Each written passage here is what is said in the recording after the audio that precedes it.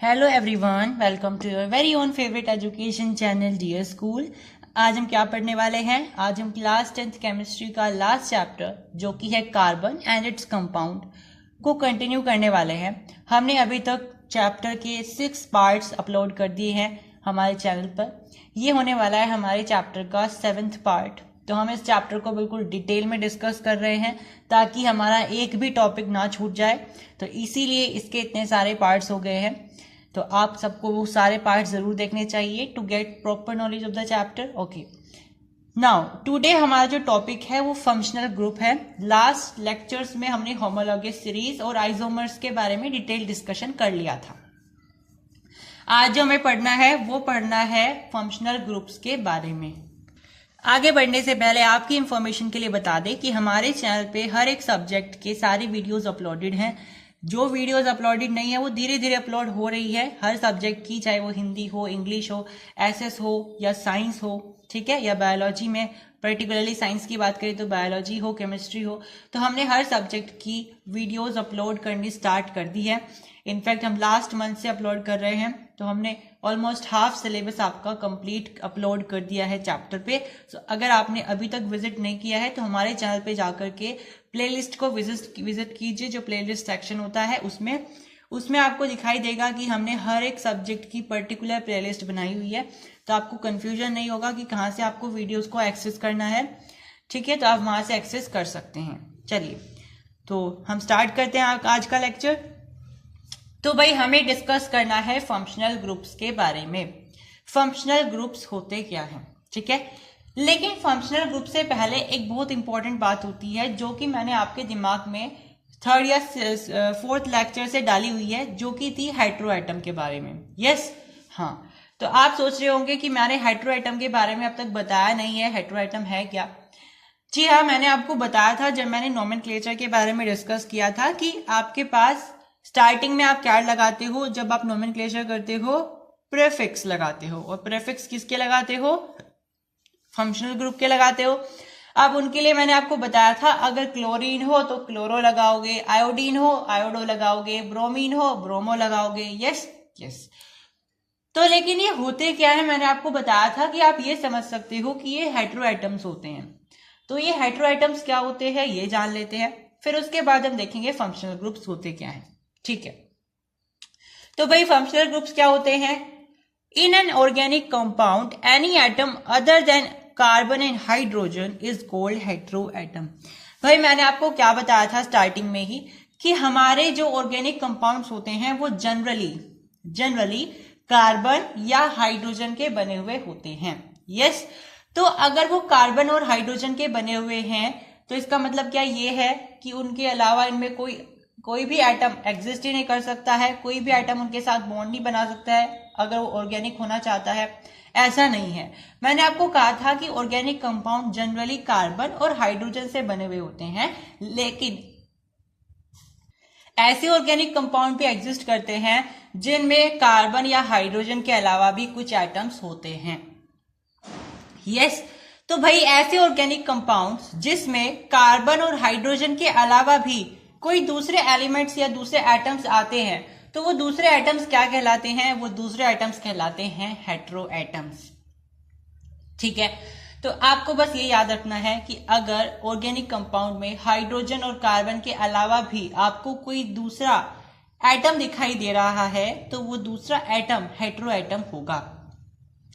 अब ऐसा नहीं होता है कि ऑर्गेनिक कंपाउंड में सारे के सारे ही एलिमेंट आ जाते हैं। कुछ पर्टिकुलर एटम्स होते हैं जो कि आपके हेटेरोएटम्स की तरह आते हैं, मतलब कि ऑर्गेनिक कंपाउंड में कोई 3rd एलिमेंट की तरह आते हैं और ऑर्गेनिक कंपाउंड को बनाते हैं। उसमें आपके टोटल 6 हैं। सबसे पहला है क्लोरीन, दूसरा है ब्रोमीन, तीसरा है आयोडीन और ऑक्सीजन, नाइट्रोजन, सल्फर। तो ये आपके पास कुछ एलिमेंट्स होते हैं जो कि हेटेरोएटम्स की तरह काम करते हैं ऑर्गेनिक कंपाउंड्स में। अब फंक्शनल ग्रुप पढ़ने के लिए ये पढ़ना जरूरी था, इसलिए मैंने आपको बताया है। क्योंकि फंक्शनल ग्रुप में भी क्या होता है भाई, फंक्शनल ग्रुप में भी कोई एक हेटेरोएटम होता ही होता है, ठीक है। कोई एक हेटेरोएटम होगा ही होगा। तो भाई इस तरीके से हमने फंक्शनल ग्रुप को 2 कैटेगरी में डिवाइड करा है। किस बेसिस पर कि उसके अंदर कौन सा हेटेरो एटम है। तो भाई फंक्शनल ग्रुप को हमने दो टाइप ऑफ हेटेरो एटम के अनुसार दो कैटेगरी में डिवाइड किया है। सबसे पहली कैटेगरी होती है हैलोजन एटम्स की और दूसरी होती है ऑक्सीजन एटम्स की। मतलब कि आपके पास दो फंक्शनल ग्रुप की कैटेगरी होती है। सबसे पहली होती है जिसमें केवल और केवल हैलोजन एटम्स होते हैं। हैलोजन एटम्स कौन से होते हैं? जो कि ग्रुप 17 में आते हैं पीरियोडिक टेबल की। ठीक है, हालांकि आपके जो सिलेबस है उसमें ये वाला चैप्टर कट है, जो इससे नेक्स्ट चैप्टर हुआ करता था पहले, पीरियोडिक क्लासिफिकेशन ऑफ एलिमेंट्स, वो आपके सिलेबस में नहीं है। लेकिन अभी के लिए आपको ध्यान रखना है कि हैलोजन एटम्स वही एटम्स होते हैं जो ग्रुप 17 के अंदर आते हैं। ठीक है, अब इसमें आप क्या समझ सकते हो, जैसे क्लोरीन होता है आपके पास, ठीक है, वो भी आपके ग्रुप 17 का होता है, यानी हैलोजन एटम्स हो सकता है। तो आपको इतना ज्यादा दिमाग लगाने की जरूरत नहीं है ग्रुप 17 क्या होता है, ग्रुप 15 क्या होता है।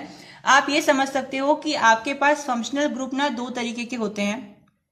पहला होता है जिसमें ऑक्सीजन होती है और दूसरा ऑक्सीजन के अलावा और दूसरे जो भी एटम्स होते हैं हेटेरो एटम, अगर वो है तो फिर वो हेलो वाला ग्रुप हो जाएगा, हैलोजन वाला, है ना।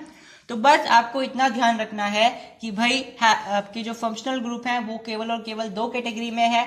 सबसे पहली कैटेगरी होती है जिसमें आपका फंक्शनल ग्रुप ऑक्सीजन के साथ कोई बॉन्ड बना करके एक फंक्शनल ग्रुप की तरह काम करे, जैसे अल्कोहल होता है, एल्डिहाइड होता है, कीटोन होता है, कार्बोक्सिलिक होता है। ठीक है, इसमें क्या है, इन सब में ऑक्सीजन आ रही है, कार्बन आ रही है, हाइड्रोजन आ रही है। ठीक है, तो कार्बन और हाइड्रोजन के अलावा कौन सा है, एक हेटेरो एटम ऑक्सीजन है।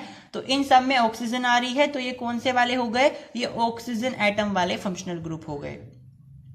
अब अगर ऑक्सीजन के अलावा कुछ और आ रहा है, इसका मतलब ये है कि वो कौन सा हुआ, वो हैलोजन हो गया। यस यस, तो यहां से हमें समझ में आ गया कि फंक्शनल ग्रुप दो कैटेगरी में होते हैं। एक होता है जिसमें ऑक्सीजन होती है और दूसरा होता है ऑक्सीजन के अलावा कोई और दूसरे एटम्स हो तो। ठीक है, लेकिन ये फंक्शनल ग्रुप होता क्या है, ठीक है, हमें ये भी तो पढ़ना जरूरी है। तो चलिए देख लेते हैं फंक्शनल ग्रुप क्या होता है। तो आप नाम से ही समझ सकते हो, फंक्शनल ग्रुप का मतलब होता है, फंक्शनल मतलब किसी भी चीज को फंक्शन में लाना, उसके फंक्शन को एक तरीके से एक्टिव करना। ठीक है, फंक्शनल हो गया। तो उसका ग्रुप मतलब कि वो बहुत सारे आइटम्स का ग्रुप होगा, है ना, हम ऐसा ऐसा समझ सकते हैं कुछ। तो चलिए डेफिनेशन पढ़ते हैं। एन एटम और group of atom which makes a carbon compound reactive and decides its properties. यानी कि एक ऐसा एटम या एक ऐसा ग्रुप ऑफ एटम्स, यानी कि वो एक एटम भी हो सकता है या फिर वो ग्रुप ऑफ एटम भी हो सकता है, बहुत सारे एटम्स का एक ग्रुप भी हो सकता है। अब उसके अंदर क्या खासियत होगी, वो एटम या वो group of atom carbon compound को बहुत रिएक्टिव बना देगा या फिर रिएक्टिव बना देगा और उसकी प्रॉपर्टीज को भी डिसाइड करेगा। और ऐसे ही एटम या ऐसे ही ग्रुप ऑफ एटम्स को हम फंक्शनल ग्रुप बोलते हैं। Is that clear? तो भाई हम आपको हमेशा ध्यान रखना है, एक ऐसा एटम या फिर एक ऐसा ग्रुप ऑफ एटम जो कि किसी कार्बन कंपाउंड की प्रॉपर्टीज को डिसाइड करे और उसकी रिएक्टिविटी को एक तरीके से हम बोल सकते हैं एक्टिवेट कर दे। ठीक है, यानी कि उसे रिएक्टिव बना दे, तो उसको आप फंक्शनल ग्रुप बोलोगे। और क्योंकि वो उसकी रिएक्टिविटी को एक्टिव कर रहा है, इसका मतलब वो उसकी प्रॉपर्टीज को डिसाइड कर रहा है। तो आपको ध्यान रखना है, फंक्शनल ग्रुप हमेशा ऑर्गेनिक कंपाउंड के प्रॉपर्टीज को डिसाइड करते हैं, उनकी प्रॉपर्टीज में चेंज लाते हैं। ठीक है, तो हमें बहुत सारे फंक्शनल ग्रुप पढ़ने हैं। सबसे पहला है हैलो ग्रुप। हैलो ग्रुप में वो सारे के सारे आ जाएंगे ऑक्सीजन को छोड़ करके। अब बचे ऑक्सीजन के, तो ऑक्सीजन के ये सारे होते हैं भाई, ये एल्कीन और एल्काइन नहीं होते, ये वाले होते हैं चार, एल्डिहाइड, कीटोन, अल्कोहल और कार्बोक्सिलिक, ये हमें ऑक्सीजन वाले पढ़ने हैं। और ये होते हैं एल्कीन और एल्काइन, जिसमें आपको अनसैचुरेटेड वाले कंपाउंड्स देखने को मिलेंगे, जिसमें डबल बॉन्ड या ट्रिपल बॉन्ड होते हैं। ये हमने पढ़ लिए हैं। तो अब हम इन सारे के सारे फंक्शनल ग्रुप्स को डिटेल में स्टडी करना स्टार्ट कर रहे हैं। तो सबसे पहले हम पढ़ रहे हैं हैलो ग्रुप के बारे में। हैलो ग्रुप के बारे में मैंने आपको बताया था, वो सारे के सारे एटम्स आ जाएंगे जो कि ऑक्सीजन के अलावा हेटेरो एटम की तरह ट्रीट किए जाते हैं, जिसमें chlorine, bromine, iodine, sulphur, nitrogen, ये सब आ जाएंगे। यस, तो भाई इसमें आपको कुछ ज्यादा दिमाग नहीं लड़ाना है, आपको ध्यान रखना है कि हैलो ग्रुप किस तरीके से यूज किए जाते हैं। जैसा कि मैंने आपको बताया भी है नोमेनक्लेचर में, अगर किसी कार्बन कंपाउंड में क्लोरीन आ जाता है तो आपको सबसे ज्यादा प्रायोरिटी उसे देनी है जब आप नोमेनक्लेचर कर रहे हो। और कैसे लिखोगे फिर उसको आप, जैसे किसी भी एलिमेंट में किसी भी कार्बन कंपाउंड में क्लोरीन आ गया है तो आप कैसे लिखोगे उसको, क्लोरो लिखोगे। ब्रोमीन आ गया है तो कैसे लिखोगे, ब्रोमो लिखोगे। आयोडीन आ गया है तो कैसे लिखोगे, आयोडो लिखोगे। यस, तो बस हैलो ग्रुप को इस तरीके से ही लिखा जाता है। तो हम जो पढ़ने वाले हैं वो ये पढ़ने वाले हैं कि इनको हमें किस तरीके से कार्बन कंपाउंड में लिखना होता है। तो भाई आपको जब भी हैलो ग्रुप आए तो इसका मतलब ये है कि उसके अंदर क्लोरीन होगा, ब्रोमीन होगा, आयोडीन होगा, नाइट्रोजन भी हो सकता है, आपके पास सल्फर भी हो सकता है, ठीक है, ये सब भी हो सकते हैं। बट आपको जनरली 3 ही ध्यान रखने हैं, मैंने आपको नोमेनक्लेचर के टाइम पे भी बताया है। तो आपको आयोडीन को आयोडो लिखना होता है, ब्रोमीन को ब्रोमो लिखना होता है, क्लोरीन को क्लोरो लिखना होता है। That's it. एग्जाम्पल के लिए आपके पास कोई कार्बन कंपाउंड है जिसके साथ इस तरीके से एटम्स जुड़े हुए हैं,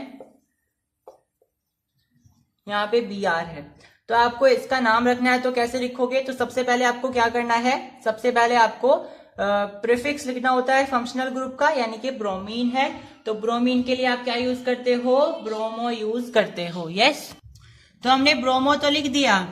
अब ब्रोमो के बाद हमें लिखना होता है मेन चेन के बारे में। तो मेन चेन में कितने कार्बन है, एक कार्बन है, तो एक के लिए आप कितना यूज करते हो, मिथ यूज करते हो।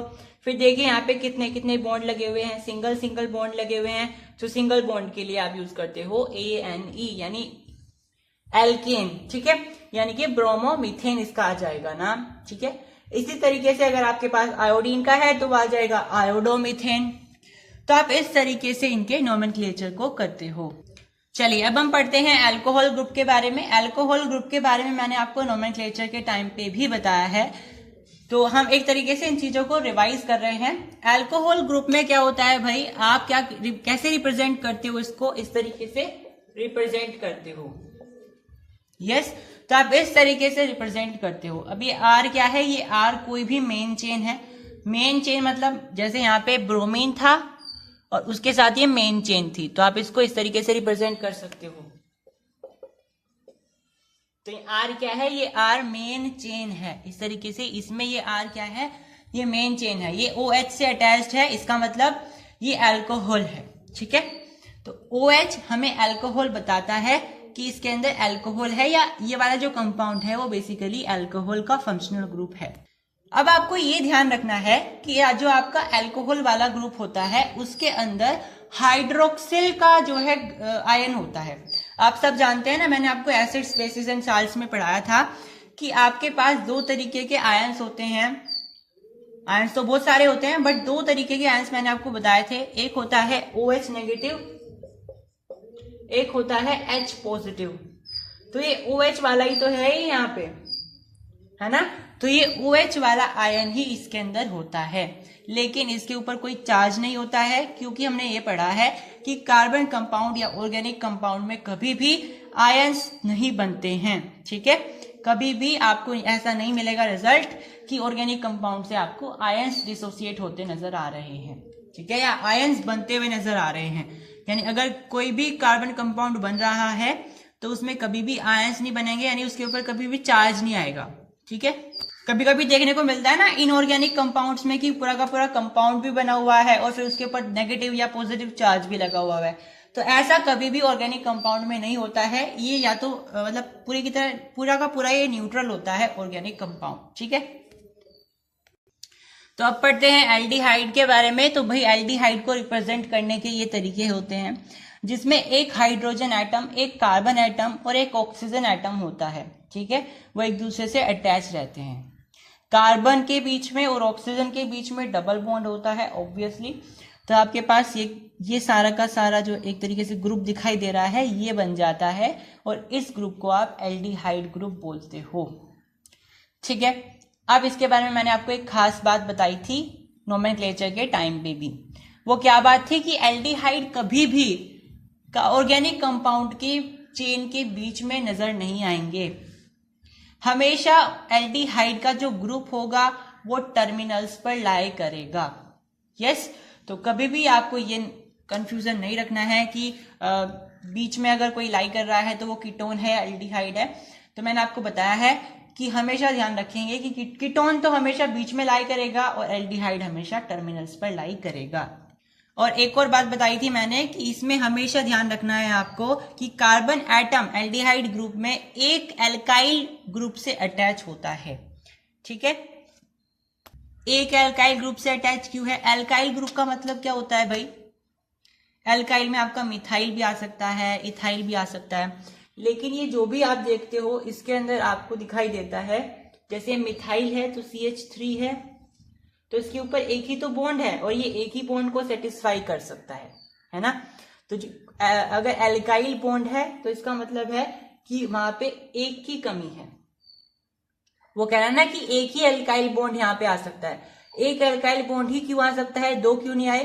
क्योंकि भाई देखो तो यहाँ पे आप नजर देख सकते हो, कार्बन कितने बॉन्ड बना सकता है? टोटल 4 बॉन्ड बना सकता है। यस, तो एक दो तो यहाँ कंप्लीट हो गए, एक यहाँ पे कंप्लीट हो गया, तो 3 तो ऑलरेडी कंप्लीट हो गए, एक की कमी है, तो यहाँ पे एक आप यहाँ पे रख सकते हो, कोई भी एल्काइल ग्रुप, कोई भी एल्काइल ग्रुप आप यहाँ पे रख सकते हो। और एल्काइल ग्रुप रखने से कार्बन की जो वैलेंसी है वो सेटिस्फाई हो जाएगी, उसकी टेट्रा वैलेंसी सेटिस्फाई हो जाएगी। तो यहाँ से आपको रिजल्ट मिलेगा कि कार्बन का जो कंपाउंड था वो एकम्प्लिश न्यूट्रली बिल्कुल बन गया है ना। तो आपको ध्यान रखना है कि जब भी आप एल्डिहाइड ग्रुप लगा रहे हो किसी भी कार्बन कंपाउंड में, उसमें कभी भी आपको फंक्शनल ग्रुप से अटैच्ड कभी भी एक से ज्यादा एल्काइल ग्रुप नहीं नजर आएगा, एक ही एल्काइल ग्रुप अटैच रहता है। ठीक है, ऑर्गेनिक कंपाउंड में तो बहुत सारे हो सकते हैं, लेकिन इस फंक्शनल ग्रुप से अटैच केवल और केवल एक ही रहेगा। समझ में आया? तो यहाँ पे आपको नजर आ रहा है कि एक कार्बन है वो 2 ऑक्सीजन से अटैच है और एक हाइड्रोजन से अटैच है, और एक उसका बॉन्ड एम्प्टी पड़ा हुआ है, किस लिए? टेट्रा वैलेंसी को पूरा करने के लिए। तो आप इस टेट्रा वैलेंसी को पूरा करने के लिए यहाँ पे एक एल्काइल ग्रुप को अटैच कर सकते हो।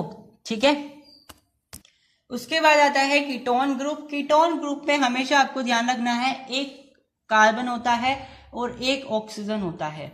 ठीक है, और कार्बन और ऑक्सीजन के बीच में हमेशा डबल बॉन्ड होगा, क्योंकि ऑक्सीजन को कितने एटम्स चाहिए होते हैं? 2 एटम्स चाहिए होते हैं।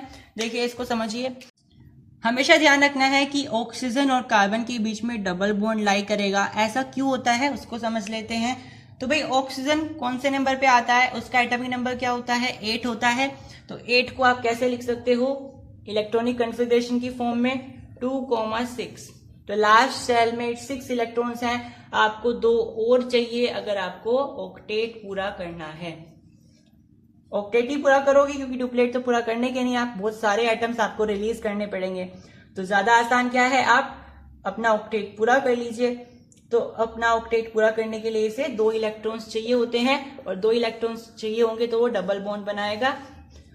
ठीक है, तो इसीलिए वो ऑक्सीजन जो है कार्बन के साथ डबल बॉन्ड बनाता है। अब भाई कार्बन के साथ उसने डबल बॉन्ड तो बना लिया, लेकिन कार्बन की जो टेट्रा वैलेंसी होती है, अब उसे तो 2 बॉन्ड अपने और पूरे करने हैं, तो उसके 2 बॉन्ड हमेशा एम्प्टी पड़े हुए होते हैं। और इसीलिए जब भी हम कीटोन का फंक्शनल ग्रुप लगाते हैं तो उसके साथ 2 एल्काइल ग्रुप अटैच किए जा सकते हैं, या फिर हमें करने ही होते हैं, उसकी टेट्रा वैलेंसी पूरी करनी है ना, इसीलिए हमें 2 एल्काइल ग्रुप को अटैच करना होता है टेट्रा वैलेंसी को पूरा करने के लिए। ठीक है, जैसे हमने एल्डिहाइड में देखा था, उसमें तो केवल और केवल एक एल्काइल ग्रुप अटैच करना पड़ रहा था क्योंकि 3 बॉन्ड हमारे पहले से पूरे थे, लेकिन इसमें 2 ही बॉन्ड पूरे हैं, हमें 2 और पूरे करने हैं, इसलिए हम इसमें 2 एल्काइल ग्रुप को अटैच करते हैं। दूसरी बात, हमेशा एल्डिहाइड कार्बन कंपाउंड के कहीं बीच में लाई करेगा। बीच में लाई करने का मतलब ये नहीं है बिल्कुल मिड पॉइंट पे लाई करेगा, वो कहीं भी बीच में लाई कर सकता है, लेकिन टर्मिनल्स पर लाई नहीं करेगा। टर्मिनल्स पर क्यों लाई नहीं करेगा? क्योंकि भाई अगर वो टर्मिनल्स पर लाई करेगा तो उसकी एक ही वैलेंसी यहां से पूरी हो पाएगी, मतलब एक ही बॉन्ड बन पाएगा, एक बॉन्ड फिर खाली रह जाएगा, क्योंकि इस तरीके से होगा ना वो कार्बन कंपाउंड में। तो एक इधर से पूरा होना चाहिए उसका, एक इधर से पूरा होना चाहिए एल्काइल ग्रुप। तो अगर वो टर्मिनल पे लाई कर गया तो ये तो उसका पूरा हो जाएगा, लेकिन ये खाली रह जाएगा। तो इसीलिए उसे कहीं बीच में लाई करना पड़ता है ताकि वो अपनी दोनों की दोनों एल्काइल ग्रुप की टेंडेंसी को कंप्लीट कर सके। ठीक है, तो हमेशा ध्यान रखेंगे कीटोन हमेशा ऑर्गेनिक कंपाउंड के कहीं बीच में लाई करेगा, कभी भी टर्मिनल्स पर लाई नहीं करेगा।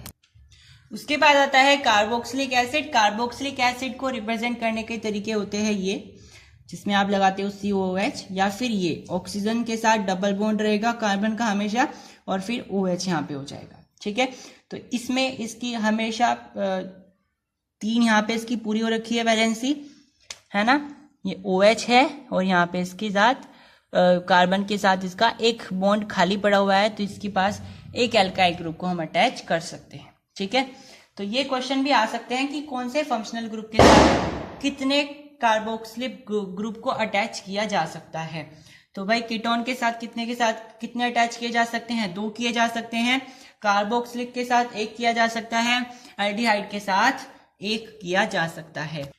अब आपको ये भी क्वेश्चन आ सकता है कि आपका जो फंक्शनल ग्रुप होता है वो ज्यादा रिएक्टिव होता है या फिर ऑर्गेनिक कंपाउंड का बाकी का पार्ट। मान लीजिए आपके पास है, आप इस तरीके से रिप्रेजेंट कर सकते हो ना इनको, मान लीजिए यही है, इसको आप ऐसे रिप्रेजेंट कर सकते हो,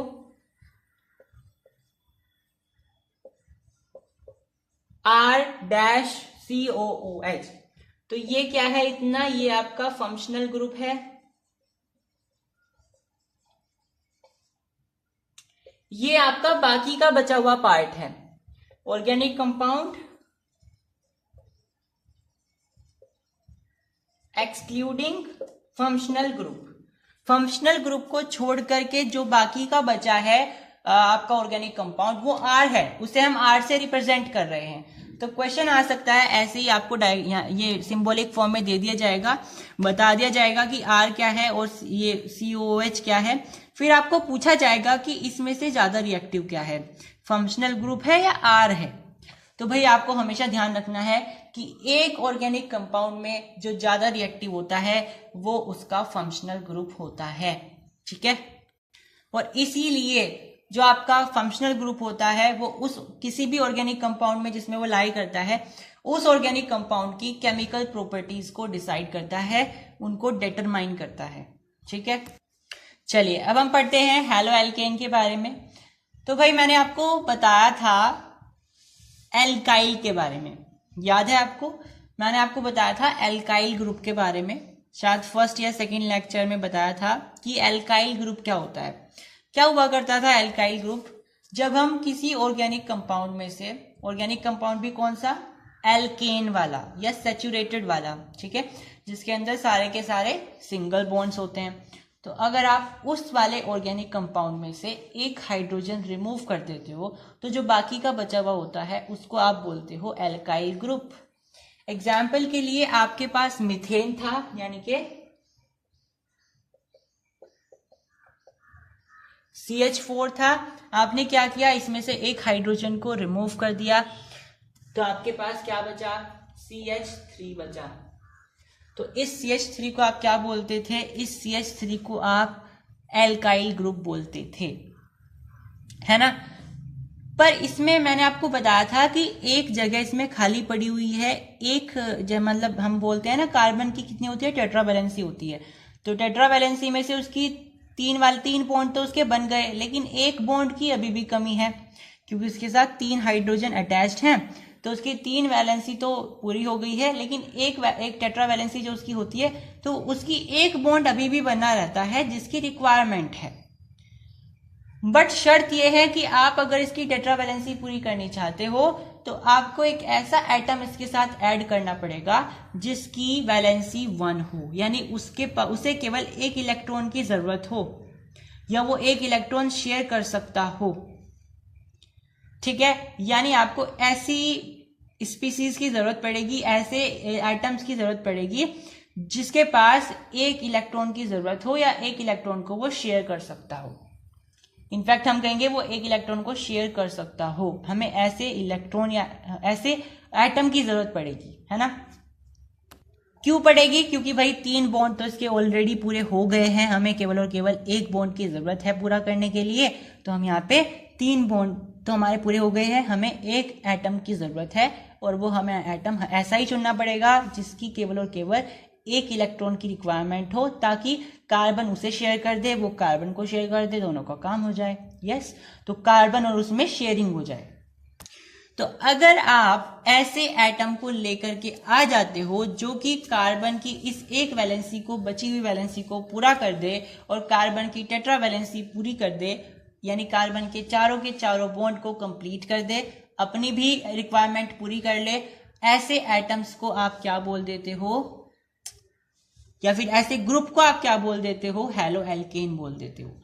ठीक है, मान लीजिए मैंने क्या किया है, यहाँ पे देखो एक बॉन्ड यहाँ पे हमें पूरा करना है, तो हमें ऐसा आइटम चाहिए जिसके लास्ट शेल में एक इलेक्ट्रॉन हो या फिर उसे एक इलेक्ट्रॉन की जरूरत हो, मतलब उसे शेयरिंग एक से ही करनी हो। ठीक है, तो हमें क्लोरीन ऐसा नजर आ रहा है, तो हम कर सकते हैं, तो ये एक खाली पड़ा है, हमने यहाँ पे क्लोरीन रख दिया, तो यहाँ पे ये कितना बन जाएगा, CH3Cl बन जाएगा।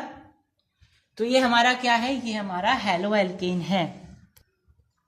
अब इसके लिए आपको इतना दिमाग लगाने की जरूरत नहीं है कि आपको सारे के सारे एलिमेंट्स ढूंढने पड़ेंगे कि कौन सा हैलो एल्केन बन सकता है, नहीं बन सकता है। आप इसके नाम से ही पता कर सकते हो हैलो एल्केन का मतलब क्या है।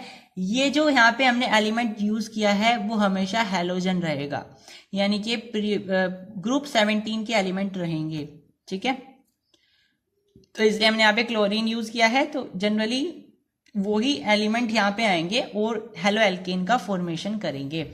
तो आपके पास जैसे यहाँ पे मीथेन था, तो मीथेन में से हमने एक हाइड्रोजन को रिप्लेस करके क्लोरीन से रिप्लेस कर दिया, बेसिकली मतलब कि हाइड्रोजन को हटा दिया, उसे रिप्लेस कर दिया क्लोरीन से, तो ये CH3Cl बन गया। इसका नाम क्या है, क्लोरोमीथेन है। ठीक है, इस तरीके से हेलो एल्केन की फॉर्मेशन होती है। तो डेफिनेशन क्या कहती है, when one hydrogen atom of an alkane is replaced by one halogen atom we get halo alkane. यानी कि जब आप किसी हाइड्रोजन एटम को रिमूव कर देते हो एक एल्केन में से, यानी आपके पास कोई एल्केन था, उसमें से आपने एक हाइड्रोजन एटम को रिमूव कर दिया और उसे रिप्लेस कर दिया किससे, किसी भी एक दूसरे हैलोजन एटम से, ठीक है, या हैलो ग्रुप एटम से, तो आप क्या बोल देते हो कि वो कौन सा हमारा क्या फॉर्मेशन हो गया है, आपके हैलो एल्केन का फॉर्मेशन हो गया है। हैलो एल्केन को आप हैलोजन एल्केन भी बोल सकते हो। क्यों बोल रहे हैं हम ऐसा, क्योंकि ये हैलोजन फैमिली से आते हैं। जितने भी आपके हैलो एल्केन की फॉर्मेशन में आपके एलिमेंट्स यूज आएंगे वो सारे के सारे हैलोजन फैमिली से आते हैं, और हैलोजन फैमिली आपके ग्रुप 17 में आते हैं पीरियोडिक टेबल की। इसमें आपके क्लोरीन, फ्लोरीन, ब्रोमीन, आयोडीन ये सब आते हैं। ठीक है, इसका जनरल फॉर्मूला भी बना सकते हैं भाई। ये है क्या, बेसिकली एल्केन से ही निकला है ना, तो एल्केन में से आपने क्या किया, एक एटम को हटा दिया। एल्केन का फॉर्मूला क्या होता था, CnH2n+2 होता था। आपने एक हाइड्रोजन को रिमूव करना है, तो आप यहाँ से क्या कर सकते हो, 2 की जगह 1 कर दोगे। यस, तो यहाँ पे आपके पास आ गया CnH2n+1, और फिर यहाँ पे आप X लगा दोगे, यानी कि कोई भी आपके पास यहाँ पे हैलोजन ग्रुप का कोई भी एलिमेंट आएगा और हैलो एल्केन का फॉर्मेशन कर देगा। आपको ध्यान रखना है कि हैलो एल्केन हमेशा एक होमोलोगस सीरीज की फॉर्मेशन करते हैं, मतलब कि जितने भी आपके हैलो एल्केन्स बनेंगे ना, वो अलग से एक होमोलोगस सीरीज में आएंगे। ठीक है, तो साइंटिस्ट ने होमोलोगस सीरीज की फॉर्मेशन इसलिए करी थी ताकि डिफरेंट कैटेगरी जो होती है ऑर्गेनिक कंपाउंड की, उनको हमें अलग अलग से स्टडी ना करना पड़े, उनको आप एक ग्रुप में डाल दो। ठीक है, जिस तरीके से हमारी स्कूल्स में होता है, 10th क्लास के बच्चे एक क्लास में रहेंगे इस सेक्शन में, या फिर आप बोल सकते हो ना, किसी स्कूल में तो ये भी होता है, 10th क्लास के होशियार बच्चे A सेक्शन में डाल दिए, बेवकूफ बच्चे D सेक्शन में डाल दिए, है ना, ऐसा ही होता है। तो उसमें इन्होंने ऐसा क्यों किया, ताकि प्रिंसिपल को या मैनेजर को ये पता चल जाए कि इस सेक्शन के बच्चे बहुत होशियार हैं, इस सेक्शन के बच्चों पे हमें बहुत ज्यादा काम करना है, बहुत मेहनत करनी है इनके साथ, है ना। जनरली ऐसे ही होता है स्कूल्स में, तो वो ऐसा इसलिए करते हैं ताकि उन्हें आसानी हो जाए। तो ऐसा ही साइंटिस्ट ने करा था, क्या किया था, उन्होंने ऑर्गेनिक कंपाउंड्स की कैटेगरीज बनाई थी होमोलोगस सीरीज के जरिए। उन्होंने इस सीरीज में बहुत सारे एलिमेंट्स की सीरीज बनाई थी, तो उसमें से आपका जो हैलो एल्केन्स है उसकी भी एक अलग से सीरीज बनी हुई है होमोलोगस सीरीज में। ठीक है, ताकि साइंटिस्ट को हर एक हैलो एल्केन को स्टडी ना करना पड़े, वो आसानी से एक दो को स्टडी करके उनके जो भी सारे रिजल्ट निकल करके आएंगे वो सब पे अप्लाई कर दें। ठीक है, अब इसी तरीके से आप हैलो एल्केन की टेक्निक से ही आप अल्कोहल का फॉर्मेशन भी कर सकते हो। हमने क्या किया था हेलो एल्केन में, हमने हाइड्रोजन एटम को हटा दिया था और उसमें कोई हैलोजन मिला दिया था, है ना। लेकिन जरूरी थोड़ी ना है हम हैलोजन मिलाएं, अगर हम हैलोजन मिला रहे हैं तो वो हैलो एल्केन बन जाएगा।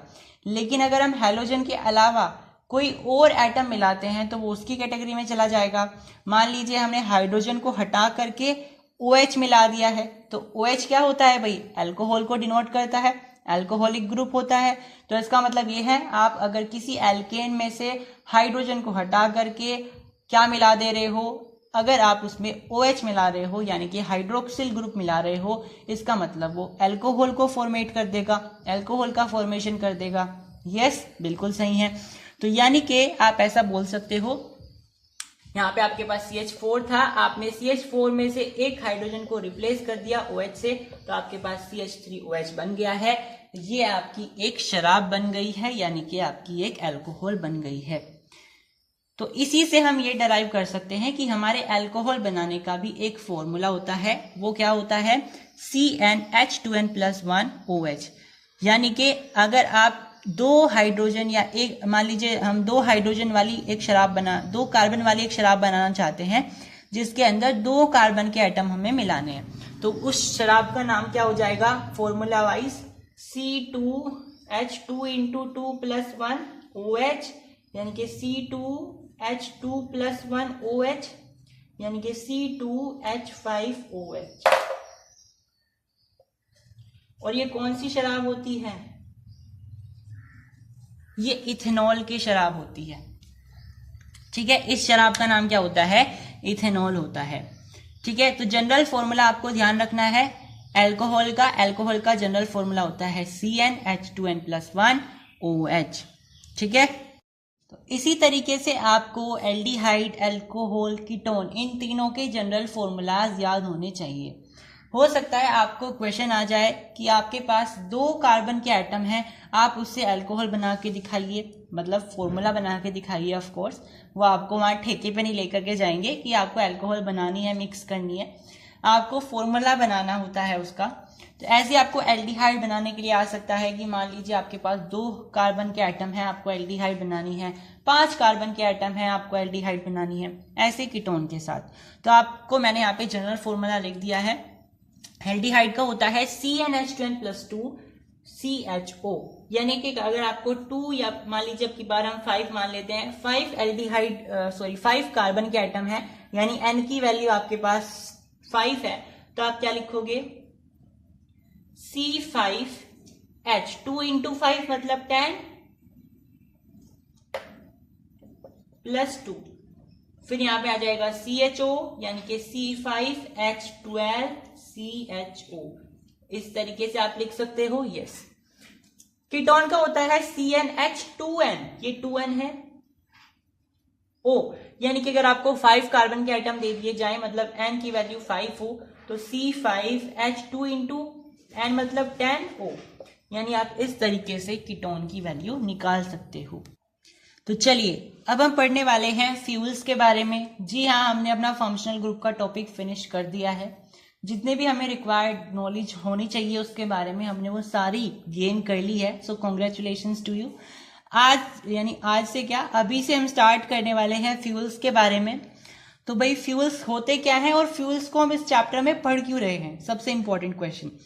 तो भाई आपकी जानकारी के लिए बता दूं कि फ्यूल्स जो होते हैं वो कार्बन के एक तरीके से या तो वो कार्बन कंपाउंड्स होते हैं या फिर वो फ्री कार्बन होते हैं। ठीक है, या तो वो कार्बन ही होंगे, ठीक है, प्योर कार्बन होंगे, या फिर वो कार्बन के कंपाउंड्स होंगे।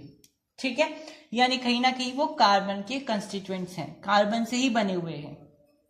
तो भाई क्योंकि वो कार्बन से बने हुए हैं और हम कार्बन के बारे में ही इस चैप्टर में पढ़ रहे हैं, तो हमें इस चैप्टर में उनके बारे में पढ़ना जरूरी है। वेरी इजी है, तो फटाफट से देख लेते हैं। शायद ये आपने पहले भी पढ़ा है 8th क्लास में, तो चलिए रिवाइज कर लेते हैं। तो भाई फ्यूल्स होते क्या हैं, फ्यूल एक तरीके का ना मटेरियल होता है। ठीक है, फ्यूल एक तरीके का मटेरियल होता है जिसके अंदर पहले से ही एक एनर्जी स्टोर्ड रहती है, और जैसे ही आप उसे जलाते हो वो एनर्जी बाहर निकल के रिलीज हो जाती है। ठीक है, यानी उसमें से निकल करके रिलीज हो जाती है। तो जैसे आप किसी फ्यूल को जलाते हो तो उसके अंदर से जो एनर्जी निकलती है, चाहे वो हीट की फॉर्म में है, लाइट की फॉर्म में है, वो एनर्जी क्यों निकलती है? क्योंकि उसके अंदर वो एनर्जी पहले से ही स्टोर्ड रहती है। तो फ्यूल वो स्पेशल मटेरियल्स होते हैं जिसके अंदर एनर्जी पहले से ही स्टोर्ड रहती है। तो fuel is a material that has energy stored inside it. When a fuel is burn the energy released mainly as heat. तो जनरली हीट की फॉर्म में एनर्जी रिलीज होती है फ्यूल से, लेकिन लाइट भी उसमें से निकलती है, चाहे डिम लाइट हो, बहुत हल्की लाइट हो, चाहे बहुत भयानक वाली लाइट हो, लेकिन थोड़ी बहुत लाइट तो निकलती है।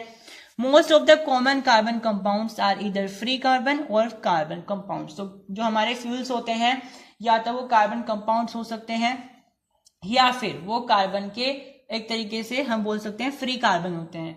फ्री कार्बन के एग्जांपल्स क्या क्या हो जाएंगे भाई? कोल होता है, जो आपका कोयला होता है, कोक होता है, चारकोल होता है, ठीक है। कंबाइंड कंपाउंड्स में कौन कौन आ जाएंगे? केरोसिन, जिसे आप मिट्टी का तेल बोलते हो, पेट्रोल, एलपीजी। एलपीजी की फुल फॉर्म क्या होती है? जल्दी से कमेंट बॉक्स में बताइए। इसके अलावा नेचुरल जो गैस होती है वो सब, ठीक है। तो ये जो सारी चीजें होती हैं ये आपकी कंबाइंड में आ जाएंगी, ठीक है। अब हमें इसका लाइव एग्जांपल पता होना जरूरी है जो हम रोज देखते हो, है ना। तो भाई हम क्या करते हैं, जब भी अगर आप विलेज के रहने वाले हो तो आप सभी को पता होगा कि विलेज में क्या होता है, चूल्हा जलाया जाता है और चूल्हा जलाने के लिए उपलों का इस्तेमाल किया जाता है। यस, तो वो उपले क्या होते हैं, वो काव डंग से बनते हैं और वो काव डंग से बने हुए उपले एक फ्यूल की तरह काम करते हैं, क्योंकि जब भी आप उनको जलाते हो तो उनसे हीट रिलीज होती है और उनकी मदद से गांव में सब्जी रोटी वगैरह पकाई जाती है, ठीक है। तो वो फ्यूल का काम कर रहे हैं। क्यों कर रहे हैं फ्यूल का काम? क्योंकि आप जैसे उनको जला रहे हो उनमें से हीट रिलीज हो रही है, और जिस भी सोर्स को जलाने से हीट रिलीज हो रही है इसका मतलब वो फ्यूल है, ठीक है। हीट क्यों रिलीज होती है? क्योंकि उसके अंदर पहले से ही एक एनर्जी स्टोर्ड रहती है और वो एनर्जी हीट की फॉर्म में बाहर निकलती है जब आप उसको जलाते हो। ये होता कैसे है? देखिए, मैंने आपको पहले भी बताया है, किसी चीज को जलाने का मतलब होता है उससे ऑक्सीजन से रिएक्शन कराना। अब आप अपने फ्रेंड से अगर जलते हो तो इसका मतलब ये नहीं है कि आप अपने आप को ऑक्सीजन से रिएक्शन कराओगे, दैट्स नॉट द केस। यहाँ पे आपको फ्यूल का देखना है कि फ्यूल जब जलता है यानी बर्न होता है तो उसका मतलब होता है वो ऑक्सीजन से रिएक्ट कर रहा है, ठीक है। तो ये फ्यूल है और आपको इसकी रिएक्शन ऑक्सीजन से करनी है। जब भी आप फ्यूल की रिएक्शन ऑक्सीजन से करोगे तो वो क्या क्या बनाएगा? वो बनाएगा कार्बन डाइऑक्साइड, हीट और लाइट। और इसमें वाटर वेपर्स भी रिलीज होती है जो कि आपको दिखाई नहीं देती है, ठीक है, बहुत कम क्वांटिटी में रिलीज होती हैं, लेकिन वाटर वेपर्स भी इसमें रिलीज होती हैं। तो जब भी आप फ्यूल को जलाते हो, बर्न करते हो, उसका मतलब ये है आप उसकी ऑक्सीजन से रिएक्शन करा रहे हो, ठीक है। तो जैसे आप फ्यूल की रिएक्शन ऑक्सीजन से कराओगे तो उसमें से कार्बन डाइऑक्साइड गैस निकलती है, हीट निकलती है, देखो लाइट भी निकलती है, भले ही थोड़ी लिखने मैंने बताया था आपको, लाइट निकलती जरूर है, और वाटर वेपर्स भी निकलते हैं, ठीक है। आपने देखा होगा, आप जब बहुत समय तक किसी चीज को, जैसे अगर आप हाथ भी सेक रहे हो सर्दियों में, तो अगर आप बहुत देर तक हाथ सेकते रहोगे बिल्कुल आग के ऊपर रख के, तो आपके हाथ में थोड़ी थोड़ी सी नमी आने लगेगी। अब आग के ऊपर रखने का मतलब ये नहीं है कि आप आग के अंदर घुस जाओगे, ऐसा नहीं है। आपको थोड़ा सा डिस्टेंस रख के करना है और आप ऑब्जर्व करोगे कि आपके हाथ पे थोड़ी थोड़ी सी नमी आ गई है, ठीक है। तो वो कैसे आती है? क्योंकि वो आपका जो प्रोसेस हो रहा है वो कौन सा प्रोसेस है? वो कंबशन का प्रोसेस है, यानी उसमें फ्यूल क्या हो रहा है? फ्यूल बर्न हो रहा है। और जब भी कोई कार्बन कंपाउंड, ना केवल फ्यूल, जब भी कोई कार्बन कंपाउंड जलाया जाता है ना, तो उसमें से ये सारी चीजें निकलती ही हैं। Carbon dioxide, heat, light, H2O, ये सारी चीजें उसमें से निकलती हैं, ठीक है। ये मैंडेटरी होती हैं। तो जब भी आपको दे दिया जाए ना कि इस रिएक्शन को पूरा करिए, और वो रिएक्शन क्या हो, कोई भी कार्बन कंपाउंड हो और उसकी रिएक्शन किससे करनी हो? ऑक्सीजन से करनी हो, तो आपको तो ये रट के रखने हैं कि भाई ये चार तो बनने ही है, oxygen, carbon dioxide gas, light, H2O, that's it.